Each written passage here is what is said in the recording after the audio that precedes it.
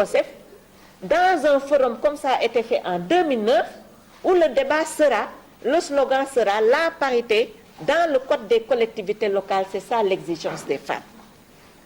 Sinon, dans 2-3 ans, ce sera la même chose. Et je pense qu'il revient quand même aux associations de faire ça. Parce que souvent on dit pourquoi l'observatoire ne le fait pas. Mais si l'observatoire se met à faire ce que les associations de femmes font, vous allez mourir plus tard.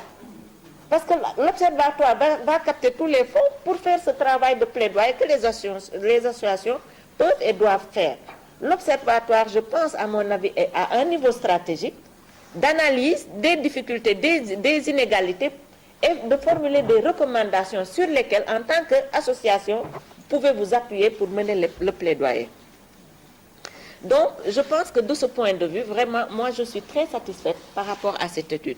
Maintenant, les constats faits, les recommandations aussi, c'est les mêmes recommandations de renforcement de capacité, c'est ce que les femmes de Fatick ont demandé, et c'est sur ce que je voudrais terminer, pour dire tout simplement, en tout cas apporter le témoignage du soutien de l'Observatoire au COSEF dans un processus de renforcement de capacité.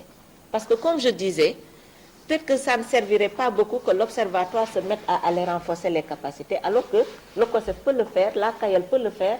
Donc peut-être si on a de quoi appuyer, on le fera pour que vous le fassiez bien, pour que nous ensuite, on puisse contrôler, évaluer l'action que vous avez menée sur le terrain. Donc c'est le message que je voulais lancer en vous remerciant encore une fois de nous avoir associés à cet exercice.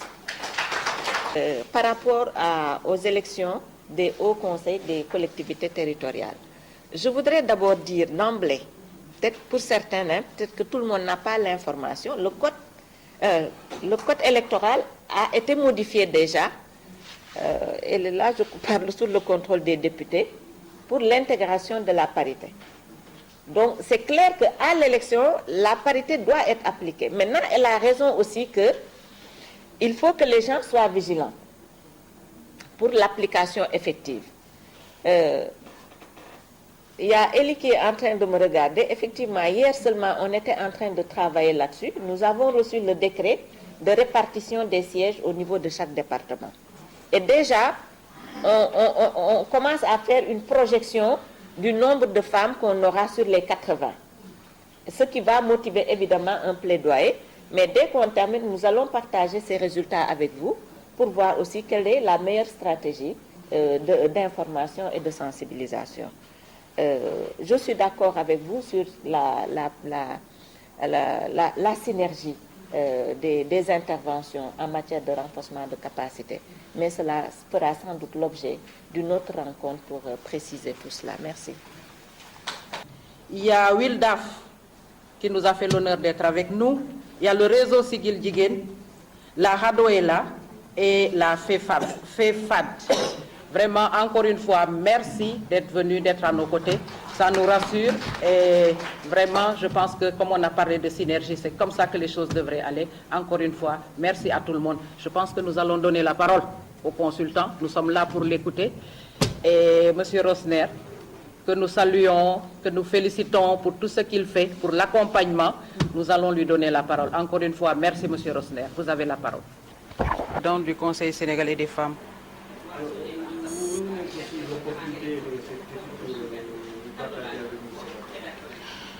Nous sommes réunis ce matin pour le lancement d'une étude faite par le COSEF sur la représentation des femmes au niveau de la région de Fatick, sur les 12 collectivités locales au niveau de la région de Fatick. Il s'agit pour nous aujourd'hui de savoir, avec l'arrivée de cette masse critique de femmes au niveau des collectivités locales, de 42,2% de femmes, comment elles se comportent au niveau de ces conseils. Je pense qu'aujourd'hui, nous devons savoir comment se comportent ces femmes au niveau de ces conseils. Nous approchons de la parité, même si nous n'avons pas la parité, mais plus que cela, nous voulons aujourd'hui, il est temps de voir un peu comment les femmes, au niveau de la représentation, nous sommes bien représentées, mais quel est l'impact de cette importance des femmes en nombre au niveau des conseils départementaux et municipaux. Et qu'est-ce qu'a révélé l'équipe? Parce que nous avons une petite synthèse que vous nous avez présentée. Est-ce que vous pouvez revenir sur les résultats? Ben, l'étude a révélé, nous le savions déjà, une bonne représentation des femmes et avec de petits manquements. Je pense que ça, le COSEF l'attendait, le COSEF le savait. Il y a des correctifs à apporter par rapport à cela. Nous nous félicitons de cette loi sur la parité qui nous donne autant de femmes. Mais au-delà de ça, aujourd'hui, nous devons faire un renforcement des capacités de ces femmes élues pour qu'elles puissent jouer le rôle qui est attendu d'elles au niveau de ces conseils. Maintenant, moi je voudrais savoir quel est vraiment le choix qui a présidé la région de Fatick et puis après Fatick, quelle doit être maintenant la prochaine étape? Disons que nous pensons qu'il faudra le faire pour toutes les collectivités locales. Pour avoir une analyse fine, il faut commencer par quelque part.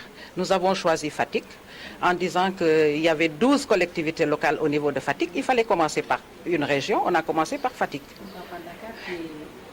Mais on arrivera à Dakar. Il faut commencer quelque part. On a commencé par Fatick, mais nous voulons le faire dans toutes les collectivités locales, les 600 et quelques collectivités locales.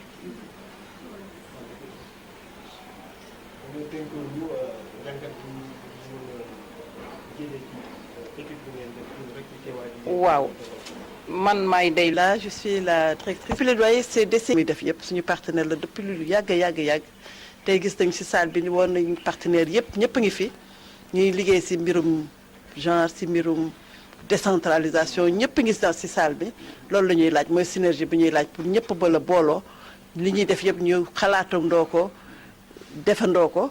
Je pense que tey gis nañ ko ci séminaire bi ñuy def tey rapport bi tamit dafa permettre xóotal ndax xam nga am na rapport yoo xam ne dañuy def de façon générale mais kii dafa jël benn région muy Fatick dugg ci biir xuus ci jéem a génne ay recommandations ak ay propositions yaakaar nañu waxtaan bi ñu fi am dina permettre ñuy tamit approfondir femmes yi seen jigéen yi ñu seen taxawaay ci biir collectivités locales yi dinañu permettre aussi li ñuy wax yeneen jéego ñu am yeneen jéego ci processus de la décentralisation loolu nañu jàngat ci atelier wu tey bi di gërëm ñëpp suñuy partenaires yi état bi secteur privé acteurs yi fi nekk dañu kontaan tamit nag salle bi dañu gis ne presque 80% ay jeunes filles ñoo fi nekk ak ay jeunes hommes ñoo fi nekk ci biir salle bi donc loolu dañuy rassurer tamit ñu xam ne relève bi am na daal ñun ñi doon nekk fii ñu doon seen mag di leen di gunge dinañ gis nañ ne daal xale yi ñëw nañu te xale yi bëgg nañu lu ñuy def.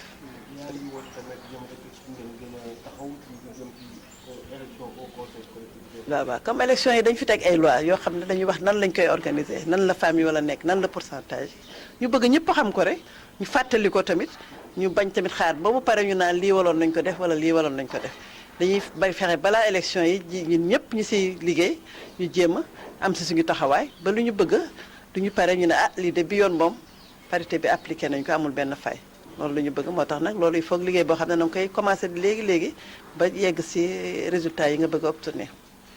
Merci. En France, ailleurs, on a rarement vu vraiment des taux qui se rapprochent de la parité, qui dépassent même 47%. Je crois qu'il faut se féliciter les femmes qui ont porté ce combat et qui ont eu des résultats concrets, puisqu'aujourd'hui, du point de vue quantitatif, numérique, vraiment, il y a même des collectivités locales où il y a 50% de femmes à Fatick. Dans l'instant, 50-50. Pas beaucoup, bien sûr. Hein? Pardon. Mais c'est déjà une victoire. Maintenant, revenons à Fatick. Pour la région, la récapitulation régionale. Les hommes dans les instances municipales et départementales font 51,1%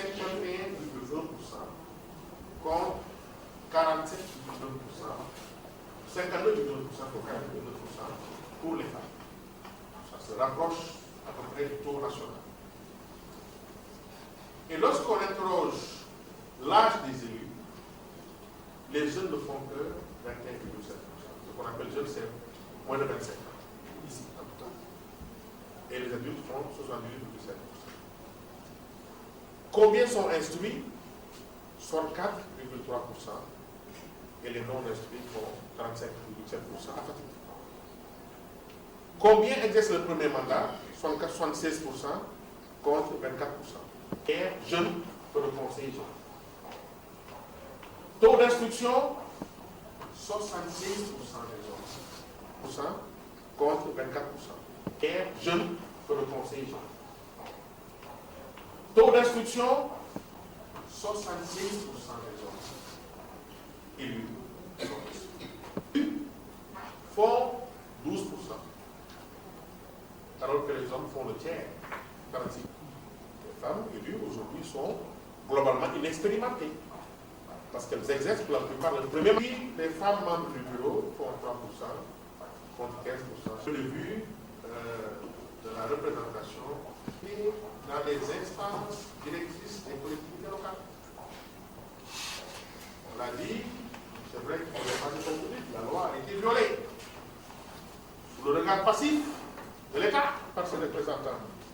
C'est fait, c'est fait. Maintenant, il faut rectifier et voir comment. Précise.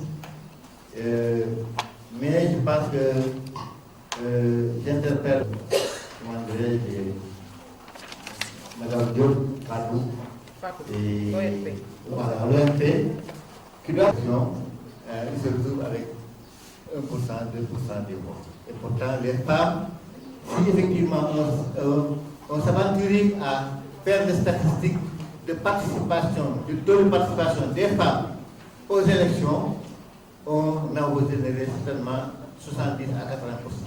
Parce que quand on voit les bureaux de vote, les files de femmes sont plus nombreuses que les files des hommes. Mais les gens ne sont même pas aventurés à dresser les statistiques sur le taux de participation. C'est un taux de participation global qu'on donne, mais en réalité, si effectivement on dégageait un peu la part des femmes, on serait à ce. Ici, l'UNICEF. En fait, je remercie aussi le consultant Rosner, je pense qu'il n'est plus à présenter. Mais le souci que j'ai ici, c'est que quand je vois la présentation de Rosner, c'est comme s'il y a 10 ans avant, on est encore dans les mêmes constats, on est encore dans les mêmes recommandations pour que le leadership politique des femmes soit beaucoup plus visible, beaucoup plus efficace. Donc je pense qu'on a un problème. Il y a eu tellement de formations sur le leadership politique. Souvent, les organisations, même qui ne travaillent pas en concertation, ont tout un cycle de formation sur le leadership politique des femmes qu'on fait, d'autres passent encore derrière, au fond d'autres formations. Nous-mêmes, on a eu ici des coalitions où on a fait beaucoup de formations aux femmes. Et qu'est-ce qui bloque, finalement? Parce que si les outils qu'on leur donne reprennent par exemple tous les modules concernant qu'est-ce que c'est que la vie politique, quel est le rôle et les responsabilités des élus locaux, qu'est-ce que c'est que la citoyenneté en termes de participation, blabla, qu'est-ce qui bloque? Ça, moi, j'ai l'impression qu'on a vraiment un problème. Et peut-être que je pense qu'il y a lieu ici, peut-être de faire comme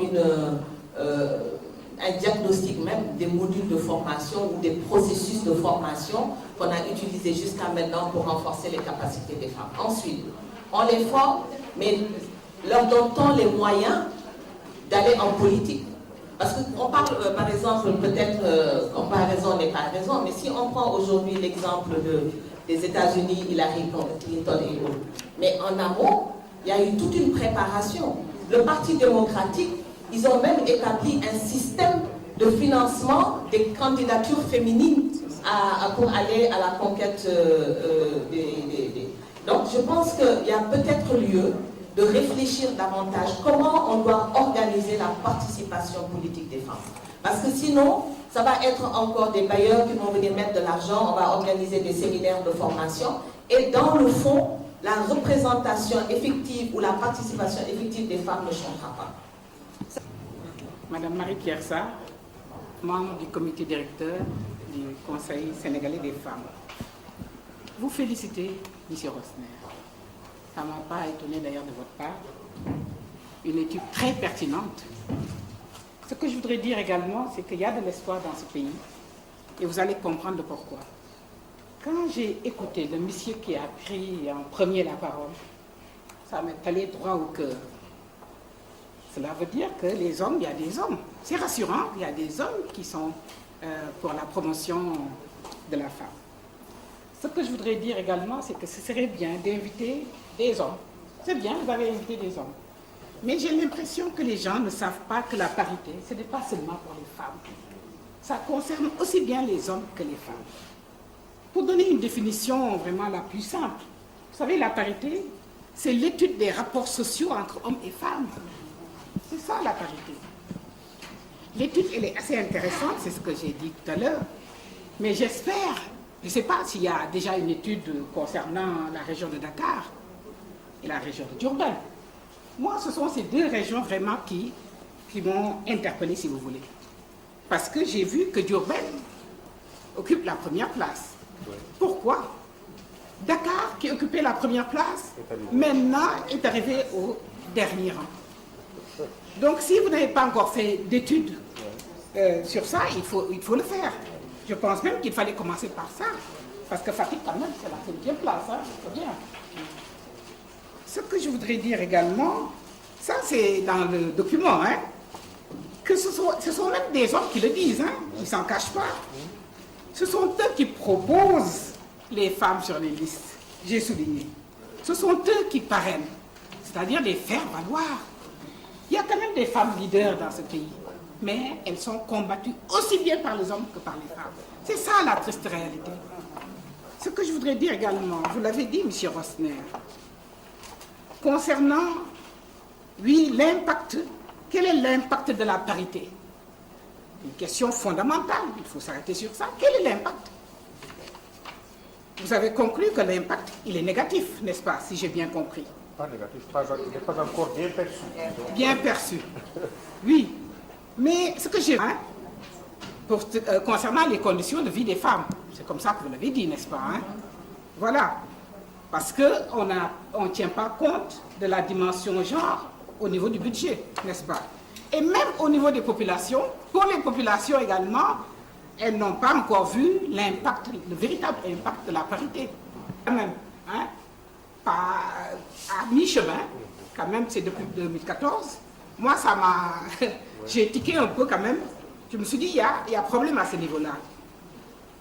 Ce que je voudrais dire, oui, vous avez parlé de la Cour suprême, rapidement. Hein. Également, on peut dire, mais mon souci est-ce que la Cour suprême a donné la bonne décision, si vous voulez? Parce que moi, ce qui me gêne, c'est qu'on n'a pas...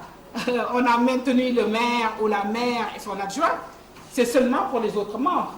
Et vous savez que pour l'élection des membres du bureau, ce sont des négociations. Hein. Est-ce que si, par exemple, je donne un exemple, quelqu'un à qui on a proposé d'être premier adjoint, est-ce que s'il savait par exemple que la maire ou le maire allait être un homme, ça n'allait pas changer la donne? Mangara, Fatoumata Bintou Yafa, présidente du comité national des femmes de la CNTS et secrétaire général adjointe au niveau confédéral. Je suis syndicaliste. Je félicite le communicateur, celui qui a mené si bien l'étude et qui a eu à relever beaucoup de choses. Chaque fois, mais est-ce que nous-mêmes, nous nous respectons ou respectons, connaissons ce mot, parité, parité, sans pour autant jouer le véritable rôle qu'on devait jouer pour accéder à la parité. Ça pose un problème. Ça veut dire que ce sont des mots vains qu'on utilise à chaque fois, mais on n'est pas convaincant nous-mêmes. On n'arrive pas à convaincre correctement et à enrôler les gens avec qui nous devrions être. Ce qui pose aujourd'hui un problème concernant la parité. Et je pense que chez nous, c'est très très difficile en tant que syndicat. On se bat nuit et jour, certes, mais le problème qui se pose, les hommes n'en veulent plus. Parce que, comme l'a si bien dit l'étude, ce sont les hommes qui parrainent. Mais aussi, nous avons des réalités au niveau de l'Assemblée nationale et dans les collectivités, parce que ce sont les partis politiques qui y sont. Aujourd'hui, on nous a donné une arme, qui est une arme très importante, c'est avec, quand on a eu le référendum, pour mettre en place maintenant, je pense, des structures indépendantes autonomes. Et je pense que nous pouvons l'utiliser. Mais nous, femmes, on ne se connaît pas. Les femmes leaders ne se connaissent pas. Il ne faut pas être leader simplement. Et une femme leader qui n'arrive pas à transformer son environnement, ça pose un problème. Là où on est, quand nous voulons être au niveau de l'Assemblée nationale, c'est pour dire que nous ne devons pas faire les mêmes erreurs que les hommes. Et aujourd'hui, ça se constate. Quand on est au niveau des instances de décision, c'est fini. On ne sait pas attendre, il n'y a plus la solidarité. On n'est pas ensemble. On ne peut pas travailler avec d'autres couches. Ça pose un véritable problème. Je pense que le véritable problème aujourd'hui, c'est d'être ensemble. J'ai tout fait pour être là. Certes, je vais partir. C'est malheureux parce que je n'étais pas au courant. Et c'est celle qui était là, qui venait, qui me représentait, qui a voyagé, qui m'a envoyé le document et pour me dire fais tout pour y être, en respectant vraiment Lucie, parce que quand elle organise, on est obligé d'être là. Je la félicite réellement. Mais le problème que j'aimerais peut-être, c'est un cri de cœur au milieu du travail. Elle te dit, je pense qu'en face de nous, on doit faire. Et puis ça, je suis élue locale, conseillère municipale au niveau des HLM. Moi, là, je suis membre du PDS. Je remercie Rosner. Rosner, vraiment, c'est le genre. Partout où on va, on trouve Rosner. Rosner a beaucoup fait pour les femmes. Merci à Rosner et merci au procès aussi qui a porté le combat sur la parité, surtout la marche, la grande mobilisation, la marche pour la parité au palais, le temps de mettre la marche. Bon, ce que je voulais dire, c'est qu'au niveau local, on a certes des conseillers municipaux, mais on a certes aussi une élection des délégués de quartier. Ça me tient à cœur. Parce que depuis que je vois qu'il n'y a pas beaucoup de femmes déléguées de quartier, et on n'en parle pas dans les instances. On n'en parle pas dans les instances. Alors là, ma question était, est-ce que nous ne pouvons pas porter aussi le combat au niveau local pour que des femmes soient déléguées de quartier? Dans ma commune, il n'y a qu'une seule femme déléguée de quartier. Aujourd'hui même, à l'instant où je vous parle, je devais être là-bas parce qu'on fait le dépouillement pour l'élection de délégués de quartier. Et je suis le rapporteur de la commission. J'ai fait expédier le rapporteur de la commission pour quand même porter le combat au niveau local, pour qu'il puisse, il y a des femmes qui se sont inscrites, pour ne pas que l'on prenne des hommes. J'ai posé la question au maire. Je lui ai dit, monsieur le maire, nous voulons aussi avoir une femme déléguée de quartier. Il m'a dit, mais Marie-Madeleine, toi là, avec ta parité là, tu veux tout le temps parler de parité, parité, certes, mais femme déléguée de quartier. Et si jamais cette femme-là se marie et qu'elle parte avec notre mandat, qu'est-ce qu'on va faire? Tout d'abord, bonjour à tout le monde. Les jeunes, je vous félicite et je vous encourage. Vous allez aborder, n'est-ce pas, une phase très difficile de la vie, les mouvements féminins. Donc, le consultant, vraiment, merci. COSEF, ANFP, tout le monde, vraiment, merci, merci les braves femmes. Parce qu'aujourd'hui, nous sommes à l'Assemblée nationale, c'est grâce aux sessions de renforcement de capacité que nous avons eues, c'est grâce à l'appui, à l'accompagnement de tout le monde. Donc, merci. Par rapport à l'étude que nous venons de voir, cette étude nous ramène tout de suite dans nos bases respectives. Donc, Fatick n'a été peut-être un échantillon par rapport, n'est-ce pas, à cette étude. Mais l'étude nous ramène, n'est-ce pas, dans nos différentes collectivités locales. Surtout un regard, n'est-ce pas, des contraintes spécifiques. Aujourd'hui, n'est-ce pas, le manque de confiance des femmes, en tout cas au niveau de la base, pose un problème. Il faut que les femmes soient ensemble. Si nous ne sommes pas ensemble, la parité risque d'être un vain mot. Parce que nous savons qu'il y a des hommes qui ne digèrent pas la parité. Ça, il faut que ça soit clair. Autant il y a des hommes qui nous soutiennent, autant il y a des hommes qui sont là aujourd'hui, n'est-ce pas, pour revoir, n'est-ce pas, cette parité. Donc je pense que l'essentiel est que nous, les femmes, qu'on croit à ce mot, la parité, qu'on puisse être ensemble et qu'on puisse avoir confiance en nous-mêmes. L'accès à la terre pose problème. Nous, en milieu rural, tu ne peux pas prétendre avoir la terre. C'est une vraie contrainte. Parce qu'en milieu peul, surtout, on te dit des bois égales. Parce que quand tu demandes la terre, ce n'est pas seulement pour cultiver, mais même pour l'habitat, c'est des problèmes. Ce sont les citadines, qui aujourd'hui peuvent se glorifier d'obtenir une terre à usage d'habitation. Mais en milieu rural, je pense que la présidente Kinéafa ne va pas me contredire. Nous, à Kolda, c'est des problèmes. Hein? Donc, je pense qu'aujourd'hui, le renforcement de capacité des femmes doit être notre slogan. Il faut qu'on renforce les femmes à la base. Vous allez faire ressortir aujourd'hui l'attitude des femmes au niveau du Conseil. C'est une réalité qui est là. Donc, compte tenu des pesanteurs socio-culturelles que nous avons vécues, c'est cela qui se répercute au niveau, n'est-ce pas, de toutes les instances, même de prise de décision. Ça, c'est clair. On ne parle là même pas à l'accès, n'est-ce pas, aux postes de responsabilité. Ça pose problème. Maintenant, il faut que nous, femmes, qu'on puisse porter le combat. Les jeunes, il faut que vous puissiez nous accompagner. Soyez capacités, accepter d'être parmi nous, accepter d'être à nos côtés pour pouvoir vraiment accompagner ces femmes rurales, surtout. Au niveau de l'Assemblée, la tâche n'a pas été facile. Le président Dimitri est là, la présidente Awadia Thiam est là. Le combat n'a pas été facile pour revoir le règlement intérieur de l'Assemblée. Je pense que nous sommes restés pendant 2 ans avec un rude combat. Il a fallu même l'appui de certains hommes pour pouvoir vraiment arriver à bout de certaines questions. Donc je pense que le renforcement de capacité doit être de rigueur, qu'on essaie de décentraliser, n'est-ce pas, nos activités au fin fond, n'est-ce pas, du Sénégal. Merci de la problématique. J'ai vu 2 retours que je n'ai pas bien visibles. Ensuite, vous demandez pourquoi le choix de l'étude à Bombay. Le choix de l'étude s'est porté en pratique et non pas à Dakar ou à nous-mêmes, pour le taux le plus élevé afin de s'exprimer de l'homme. Merci. Et je voudrais transmettre les esprits de la présidente. Il souhaiterait vraiment être là, mais vu son calendrier et donc l'urgence qui s'est présentée, je me joins aux félicitations qui ont été adressées à M.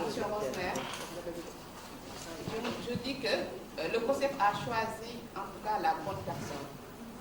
Connaissant Rosner, et nous avons, nous, AGS, travaillé donc avec Rosner, et ce travail nous a valu beaucoup de satisfaction. Et je n'étais pas étonnée de voir un travail aussi clair, aussi brillant, parce qu'il faut le dire, la lecture elle est simple. Rosner a su allier technicité et simplicité. Ce document-là, sous le plan contenu, la lecture est simple, accessible. Sous le plan également du nombre de pages, c'est un travail aussi vraiment raisonnable. Donc, je me joins aux félicitations adressées à M. Rosner, à le Suprême. Elle le dit, et c'est vrai, l'ONP a un niveau stratégique d'intervention qui n'est pas celui des associations. Elle a parfaitement raison. Si nous nous mettons sur le terrain à faire des plaidoyers, à faire des dénonciations, le rôle de l'ONP n'est pas de faire ce que les associations font, mais aller au-delà et à un niveau qui lui correspond. Donc je partage ce qu'elle a dit ici, parce qu'on a l'habitude de critiquer l'ONP, mais je me dis que l'ONP, c'est parce qu'elle a une manière d'agir qui n'est pas comme celle des associations que nous sommes. Et je la remercie et la félicite aussi pour le travail qu'elle a abattu non seulement au niveau du COSEF, mais aussi au niveau de l'ONP. Je vais aussi remercier certaines de mes références. Je veux citer la professeure, elle m'avait en droit commercial. Je veux citer également Mme Rosner l'a dit, on fait des projets, mais c'est des projets basés sur des préjugés. Si on ne sait pas sur quoi on va parler, comment va-t-on en parler, avec quels chiffres, avec quelles actions, est-ce que l'action ou bien les objectifs visés seront atteints? Je ne pense pas. Journée, pour moi, est une très belle opportunité pour montrer le travail sans relâche qui est fait par le COSEF depuis sa naissance jusqu'au résultat sur la parité aujourd'hui. Avec évidemment beaucoup d'autres organisations et institutions. Je mettrai l'accent sur 2 points essentiels. Mais avant d'y aller, je manquerai à mon devoir de respect vis-à-vis du travail qui a été fait aujourd'hui, qui a été présenté par le COSEF, par un éminent consultant et une dame qui a été aussi, justement, avec cet éminent consultant, qui est notre camarade, si c'est un politique, on dit camarade, mais notre collègue, Seynabou Baye.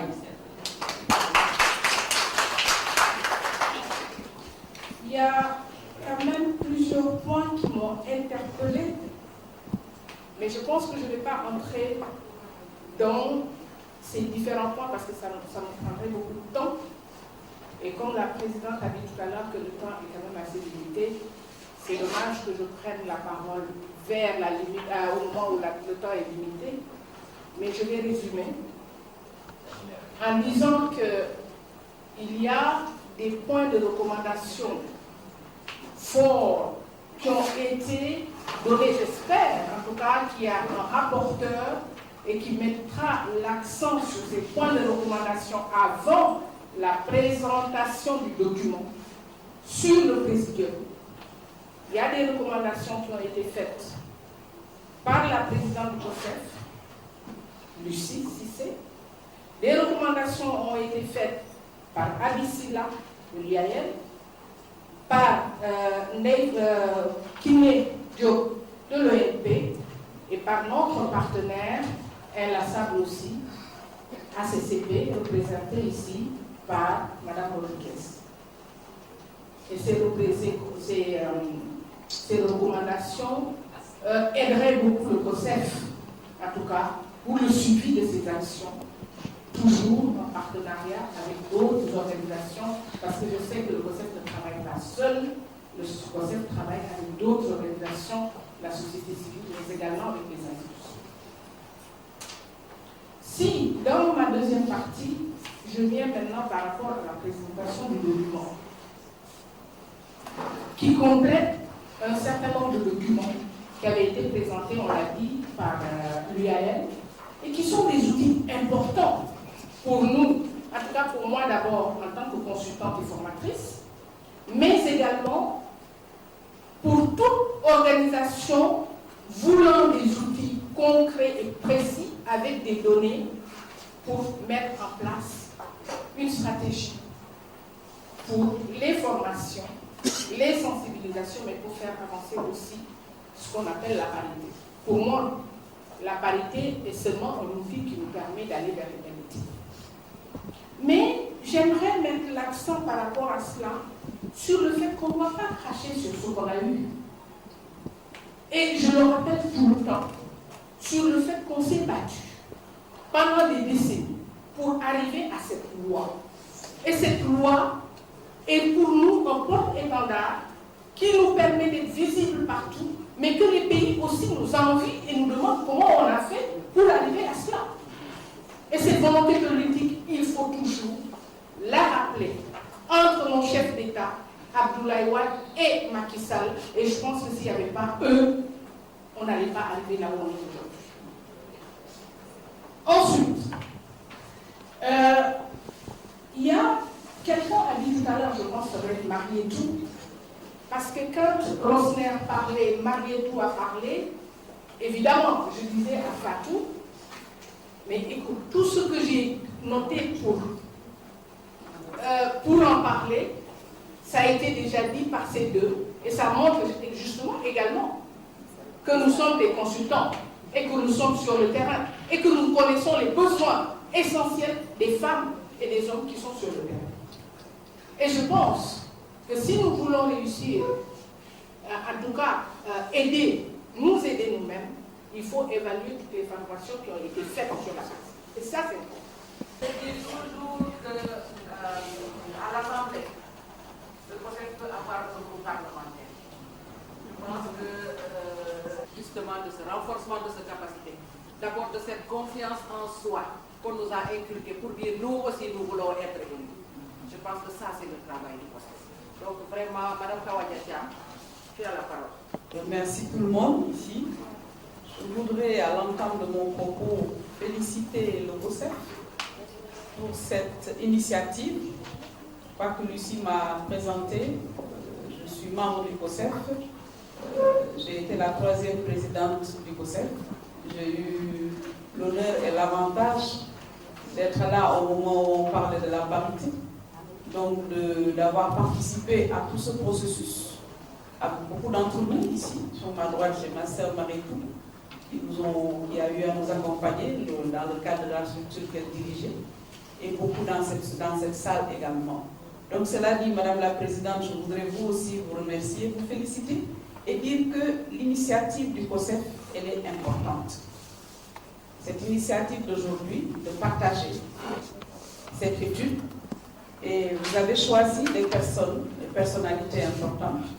Je voudrais dire ici, saluer Madame Fatou Kinedio, qui est un pur produit du COSEF, devenue aujourd'hui présidente de l'ONP. Je crois que les choses s'expliquent et on comprend aussi l'implication des unes et des autres. Dans la même veine, je veux saluer ici tout le monde dans vos rangs et grades, parce que je n'étais pas là au début quand on présentait les organisations, et dire que cette étude est d'une importance majeure, parce que simplement, le COSEF a l'habitude de faire des études. Et ça complète aujourd'hui les différentes études qui ont été faites depuis l'adoption de la loi sur la parité. Je vais emboîter le pas à Rory, parce que ça va être plus facile pour moi. Elle a fait un résumé de toutes les études qui avaient été faites pour arriver à la parité. Ce n'est pas tombé du ciel. Ça a été tout un processus, ça a été toute une analyse, les constats. Les constats que Rosner a eu à faire, par la même occasion, je félicite M. Rosner pour l'étude qui nous a été présentée, mais j'avais l'impression que ça n'avait pas bougé. Tout à l'heure, quand Marie-Tou a parlé, j'ai dit à mon voisin, mais c'est vrai. Mais nous ne devons pas nous arrêter à ça. Et à la limite, j'ai dit, bon, c'est dommage, d'ailleurs, on a déjà publié. Ça aurait été bien qu'on puisse approfondir davantage avant que ce document ne tombe entre les mains de destructeurs ou d'antiparité. Pour qu'on dise que, en tout cas, bon, c'est bien toujours d'avoir cette étude. Bon, si elle va être publiée, nous espérons que des esprits pas malveillants ne l'utilisent à d'autres fins. Et les constats, c'est important. Parce que si on a choisi Fatick, peut-être que le COSEF a choisi Fatick, on va nous motiver le choix de Fatick. Et j'avoue que tous les constats, surtout l'aspect social,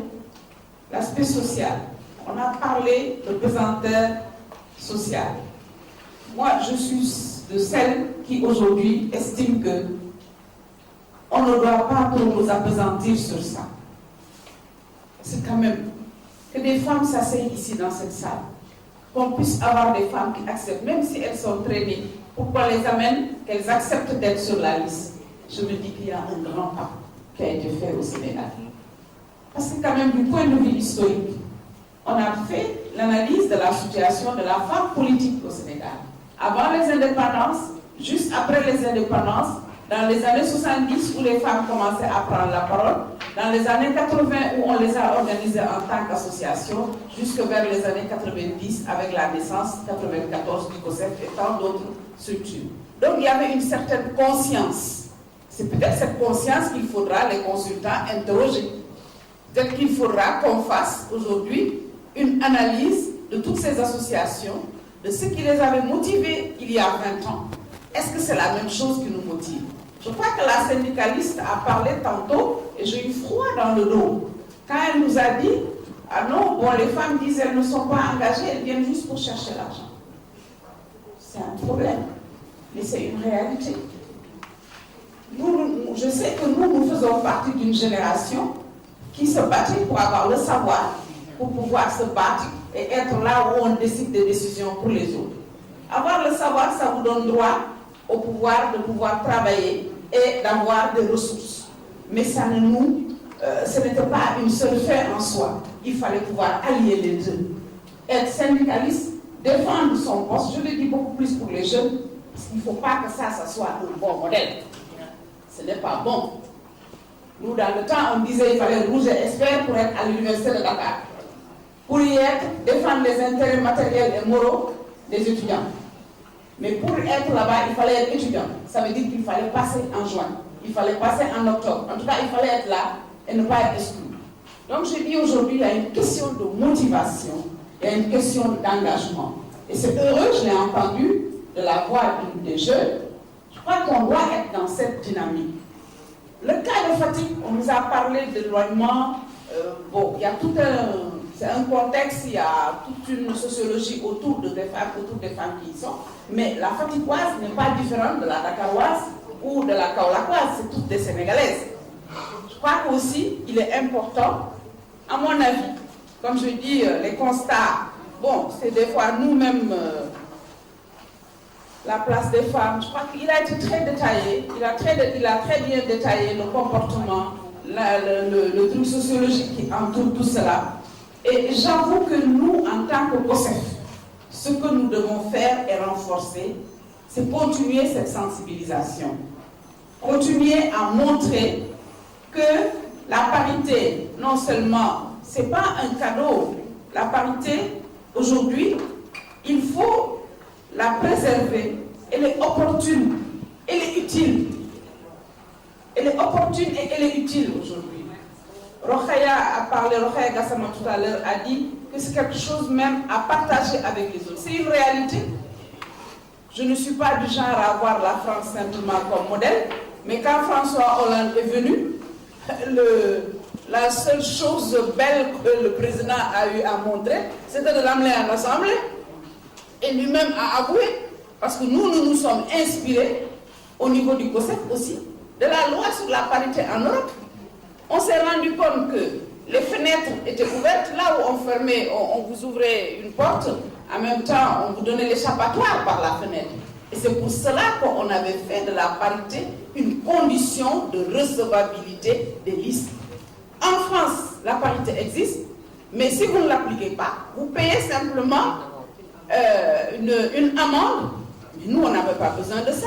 Donc c'est une faille que nous avons exploitée en son temps. Et je crois qu'aujourd'hui, c'est un produit important.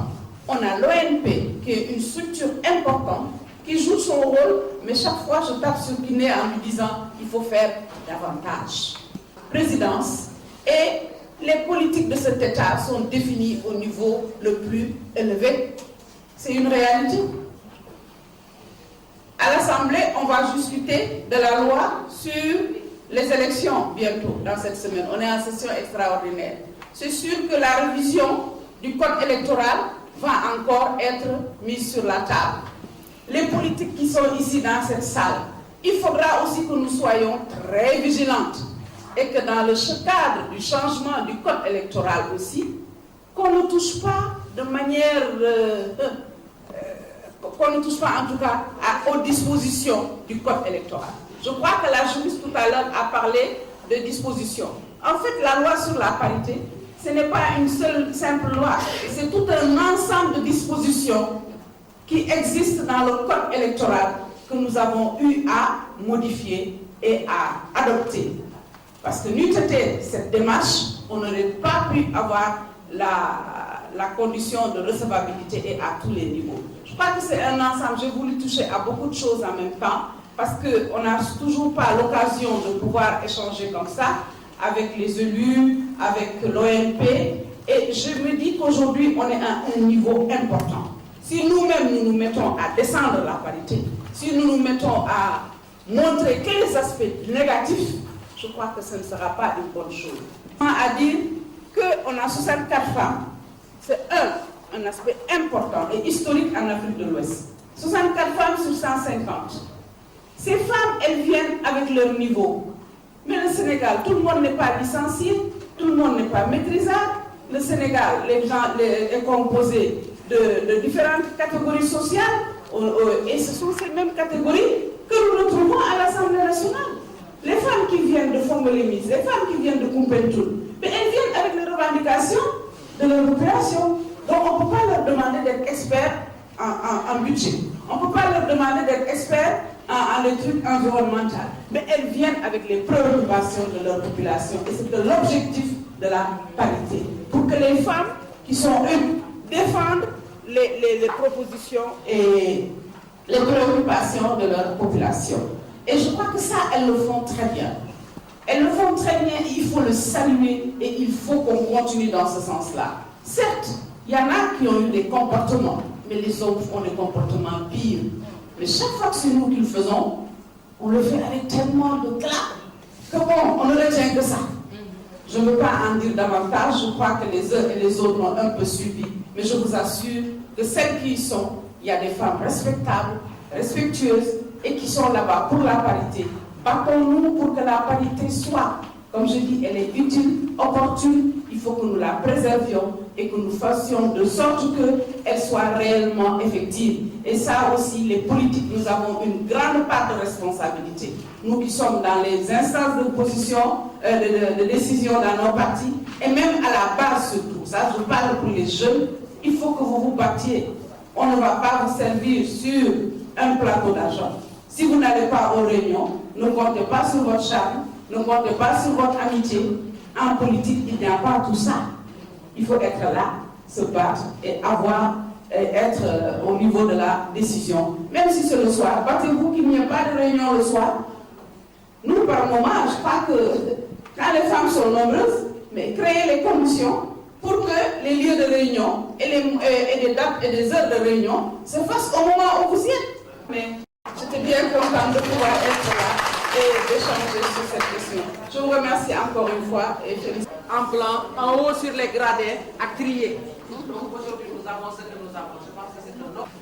Ancienne vice-présidente de l'Assemblée nationale, actuellement première vice-présidente du conseil départemental de Kébémer et secrétaire national chargé des femmes élues du PDS. Et là, vous comprenez quel est mon problème. Effectivement, dans notre parti, nous avons un secrétariat national, hormis le comité directeur, et je suis chargée des femmes élues au niveau national. Il y a une qui est devant moi, elle me comprend. Mais je lui dis tout juste 2 mots. C'est vraiment chéri. J'ai eu même l'honneur d'avoir présenté la loi sur la parité en plénière, ce 14 mai. Cette date qu'aucune femme du Sénégal n'oubliera. Mais là, vous savez quel est mon plus grand plaisir, moi, c'est quand je vois toutes ces femmes combattantes des droits des femmes et de la parité ensemble, sans aucune connotation politique. Je vous assure. Réellement, c'est toujours ma plus grande satisfaction. Parce que vous savez, après Rocky, je crois qu'elle m'a marché sur la langue. En fait, il faut se poser des questions. La capacitation des femmes, c'est quoi? Quel est le contenu? Ne faudrait-il pas revoir ce terme? Qu'est-ce que ça englobe? Vous savez, ce n'est pas facile. Les femmes élues, le COSEF, je vais vous raconter une petite anecdote, s'il vous plaît. Alors, j'étais dans une émission radio avec mon responsable de New York. Il t'appelle à 4 h du matin avec le décalage. Bref, on a fait l'émission, mais qu'est-ce que c'est? Quelles sont les femmes qui sont vos modèles? Je dis, quoi? Mais voilà. Écoutez, il y a une femme qui m'a poussé à vouloir être députée, elle s'appelle Awa Dia.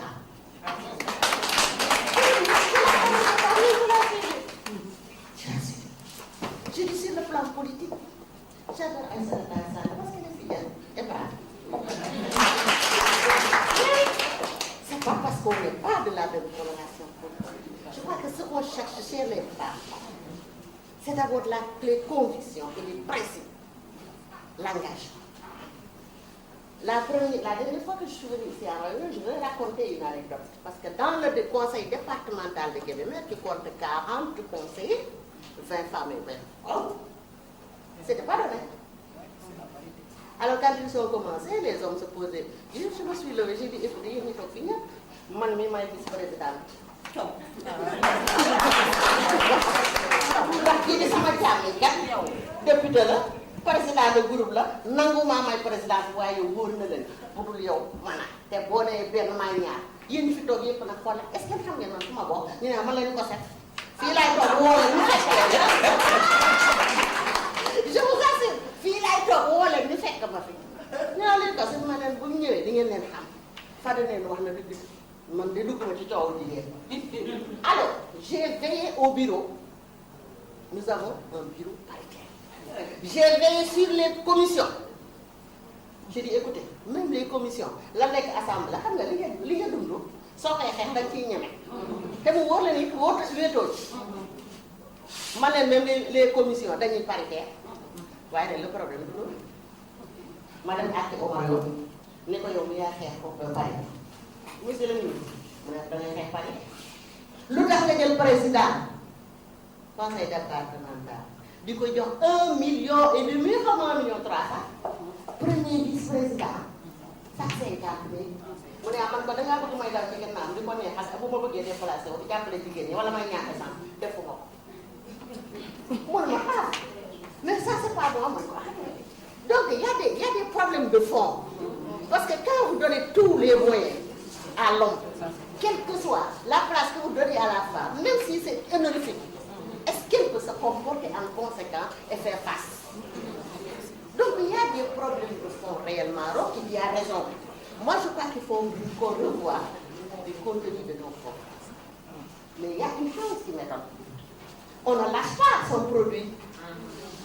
Quand les femmes que vous avez formées arrivent quand même à occuper certaines fonctions et participent, sollicitent au niveau des instances de décision, aussi il faut être apporté. Comment faire? Comme dit. Parce que c'est ça. Elles sont des modèles déjà. Et en se sentant toujours encadrées et capacité aussi, elles prennent beaucoup plus de courage pour aller de l'avant et traîner les autres. Donc je me dis qu'au niveau du COSEF, vraiment, vous avez tout fait. Hein? Pratiquement tout ce que les femmes ont, on peut dire que le COSEF peut être en grande part. Mais il faut continuer. Il faut continuer à trouver les mécanismes d'accompagner ces femmes. Pour m'accompagner, pour que moi aussi je capacite ces femmes. Pour qu'elles puissent, elles aussi, vraiment avoir confiance en elles. Parce que le problème, c'est la confiance. Tellement fidèle. Une bagarre en solitaire. Depuis qu'on a commencé à parler du Haut Conseil des collectivités locales, depuis qu'on a commencé à parler de la ressource du fichier national, et tant d'autres choses, elle le fait en solo. Elle ne fait pas parce que, bon, si Awadja, si Rocky, tout le monde là, partout à l'intérieur, leur nom, tous les enfants, c'est parce qu'elles se sont données vraiment sans calcul. Tant que nous ne ferons pas détruire les barrières politiques, les frontières politiques entre nous, femmes leaders là, mais ça n'ira pas. Moi, je n'ai pas de problème. Je avance par principe, par conviction, et je tends la main à toute femme qui partage mes idées, avec qui je peux gagner un peu plus. Ils le font exprès, ces hommes. Tant que, parce que dans nos conseils, dans nos municipalités, vous savez, tu appelles une femme pour parler d'un problème. Là, au niveau des semences. Mais j'ai été interpellée par des femmes parce qu'on leur a enlevé le quota de semences. Oui. Déjà, il y a un petit lopin de terre. Mais en plus, les semences ont été distribuées au niveau des hommes. Les deux honorables députés, surtout de Mme Aoudia Thiam, qui m'a formé, qui a guidé mes premiers pas en politique. Et c'est un plaisir aujourd'hui, c'est un honneur et un avantage pour moi de le voir à mes côtés. Et ensuite, juste pour un peu par rapport à l'étude en tant que telle, vraiment je tiens à remercier le consultant pour le travail très fouillé qu'il a fait. Et surtout aussi pour la méthode mixte qu'il a eu à employer, donc quantitative et qualitative. Alors, seulement j'aurais bien aimé donc voir sur le présidium la seule femme qui est maire de commune dans la région, Thérèse Faye, avec qui je partage le même village, et parce que c'est symbolique. Hein. Ça aurait été bien qu'elle vienne en tant que femme, comme mère, en tant que aussi directrice au cadre supérieur de la PR, qu'elle puisse rehausser sa présence ici. Alors, et aussi, surtout par rapport aussi au symbolisme toujours, et concernant l'étude a un peu édulcoré la présence des femmes en réalité dans la commune, dans les responsabilités au niveau communal. Parce que sur les 3 communes phares, que ce soit Foundiougne, Fatick et Gossas, les 2 communes actuellement, à l'heure où je parle, sont gérées par les femmes. Certes, les maires sont des hommes, mais les maires sont occupés. Ils ne sont pas, l'un c'est le ministre, l'autre c'est un... Et puis tout le temps ils sont en mode pratique. Donc en réalité, la gestion quotidienne de ces mairies, c'est les femmes qui les gèrent. C'est elles qui négocient avec la Géroute, c'est elles qui négocient avec le PUDC, c'est elles qui reçoivent tout.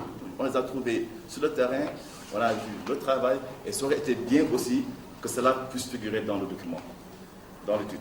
Alors, et ce qui aussi peut-être n'aurait pas dû figurer dans le document, c'est que vous avez les graphes que vous avez à la page 20, parce que tel que présenté, quand même, sans apport de l'analyse, ça peut être un couteau à double tranchant. Hein?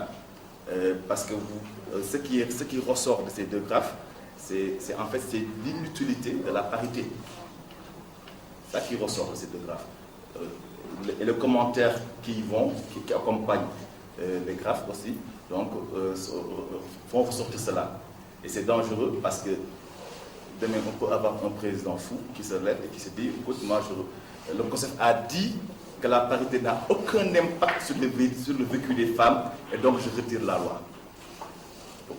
De façon purement stratégique, il aurait été bon, hein, non seulement si vous amenez les graphes, mais aussi d'apporter de l'analyse, genre, pour essayer d'expliquer pourquoi cet impact ne se fait pas sentir au niveau des populations.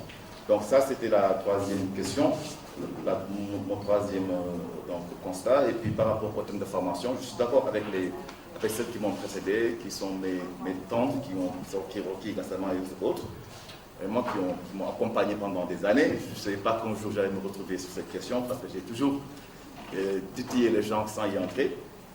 Alors, donc, et c'est par rapport au thème de formation, c'est important. Je pense que les thèmes sont des thèmes, à la limite, comme on dit, je n'ose pas employer le mot, mais c'est redondant. C'est-à-dire c'est des thèmes qui reviennent depuis que moi je suis tout gosse, et que toujours que je retrouve sur la place. Et il est bon, à mon avis, je pense qu'on sort de la revue, l'ONP sort de la revue du code électoral actuellement, qui va finir normalement vendredi. Et les questions électorales, c'est des questions techniques. C'est des questions techniques et qui appellent aussi à une réponse technique. Et je pense que de ce point de vue, on a beaucoup ergoté pendant des années sur le leadership politique. Il est acquis, le leadership politique. Il est acquis. Maintenant, il est acquis. Les femmes sont leaders politiques. Les femmes sont leaders économiques. Maintenant, ce qu'il faut, c'est de voir comment influencer les stratégies des hommes pour percer à l'organisation.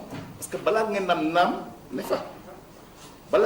comment fonctionne le conseil municipal, le conseil départemental, mais il faut être d'abord dans le conseil. La difficulté, c'est d'être dans ce conseil-là.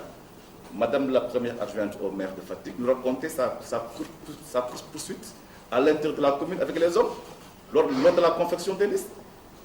Mais elle les a poursuivis pendant une demi-journée. Et c'est tard dans la nuit qu'elle a su là où c'était enfermé, à la sortie de la ville. Et quand elle a ouvert la porte de la chambre, les hommes ont failli s'évanouir. Elle a dit, demain bok par force. Donc, c'est-à-dire, pour moi, ce n'est plus une question de leadership, mais c'est une question de management stratégique des élections. Parce que les élections, ça commence par la confection des listes jusqu'au dépôt, jusqu'à l'élection du bureau des commissions. Donc, c'est un processus. Donc, on ne peut pas dire qu'on va former. Pour moi, le mot leadership politique, c'est bateau, c'est trop bateau.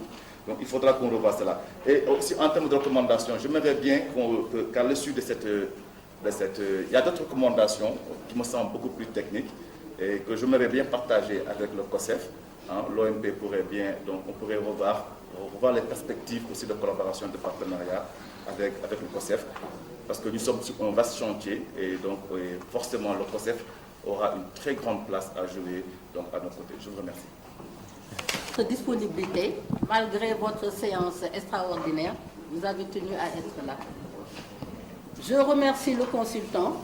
Monsieur Cosner, je ne vous connaissais pas, mais je pense que votre professionnalisme et votre nom dépassent les frontières du COSEF.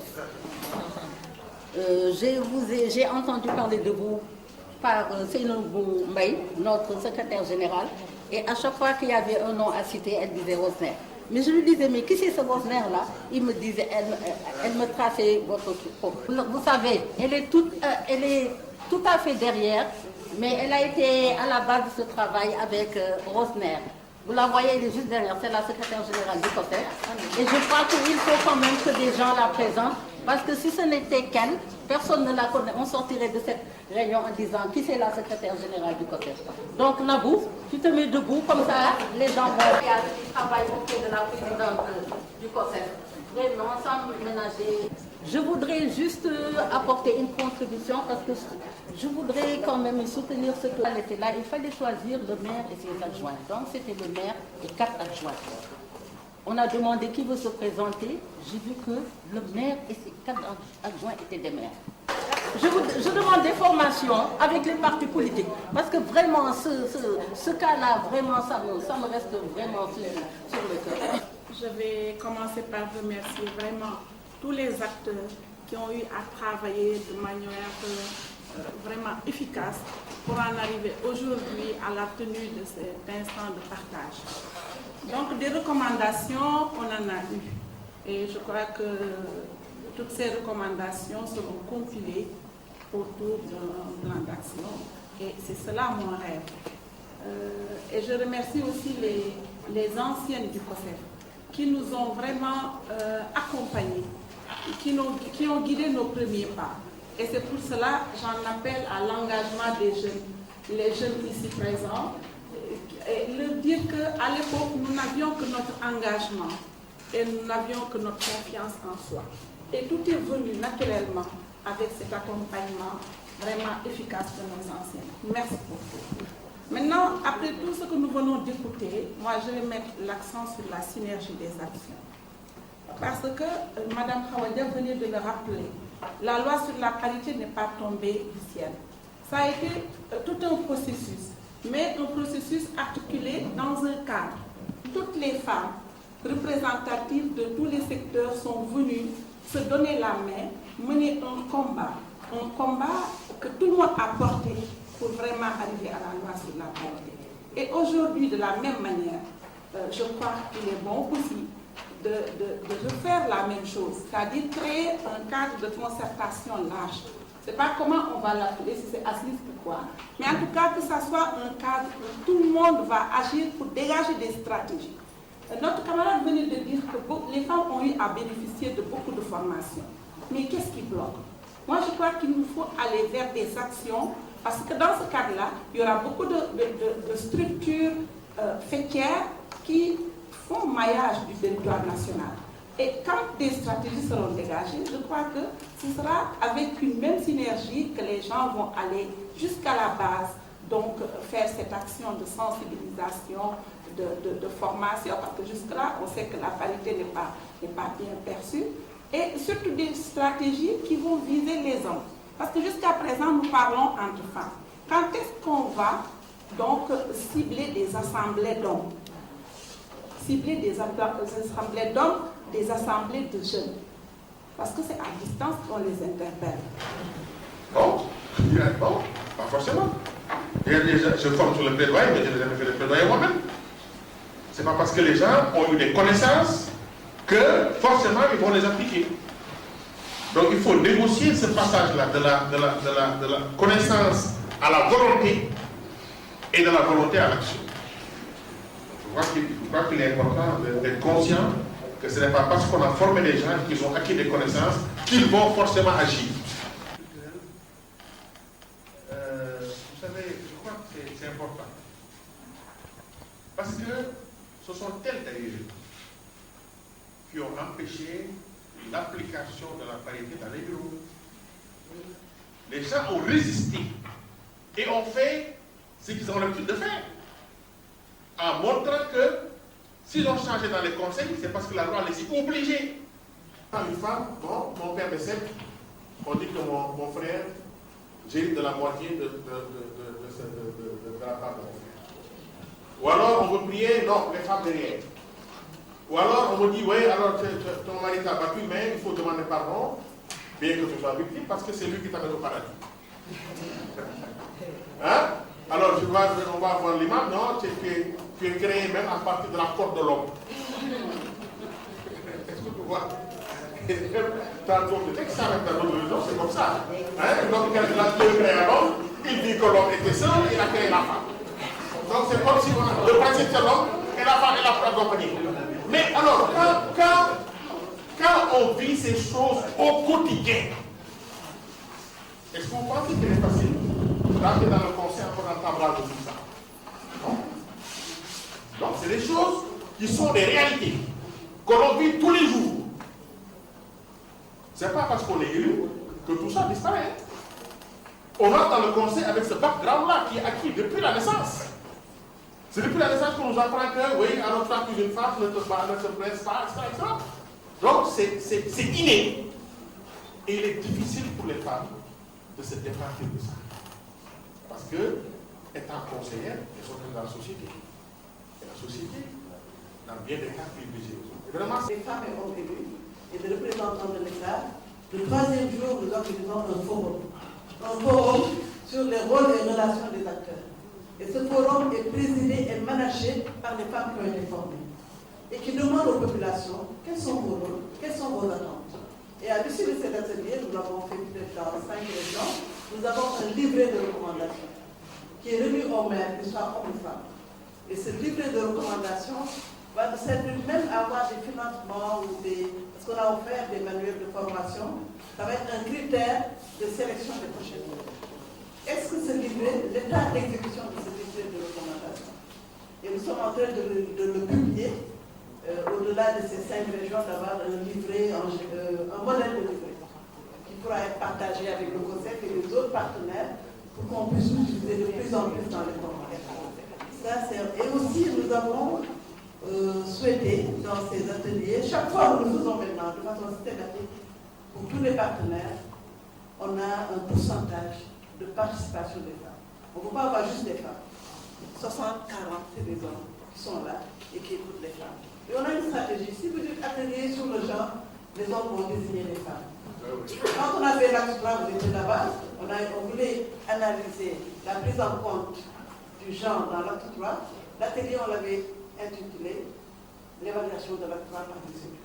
Et on a eu plus de 80% de représentants des hommes qui sont là. Et c'était peut-être 10% sur l'acte 3, mais 80% c'était la prise en compte du genre. Et les gens étaient obligés d'être là. Nous avons eu peut-être 80 participants qui pendant 2 jours étaient présents. Donc il faut avoir aussi des stratégies de contournement pour ne pas mettre parfois dans nos ateliers genre. C'est le développement. Il y a plus de moyens financiers quand nous dans nos ateliers. Les femmes, nous faisons ceci auprès d'eux. Donc, je voudrais tout à l'heure, quand on est interpellé Rosner, c'est vrai que j'ai été avec lui, nous avons fait le travail de terrain, nous avons découvert, et j'ai dit que c'est important également que nous, associations, c'est vrai que nous avons des antennes, mais qu'on descende parfois à la base pour voir ce que les populations vivent. On a fait des communes extrêmement difficiles. Moi, le cas qui m'a le plus marqué, c'est la commune de Diarère, qui est dirigée par Thérèse Diouf-Faye, présidente de l'agence de la case des tout petits. Et j'ai dit à notre retour, quand on a fait le premier rapport, c'est pas possible même d'aider cette commune si on ne trouve pas des moyens de transport. Il y a des femmes qui nous ont interpellées en pleine réunion pour dire que si elles viennent en réunion du conseil municipal et qu'elles rentrent, elles tombent malades.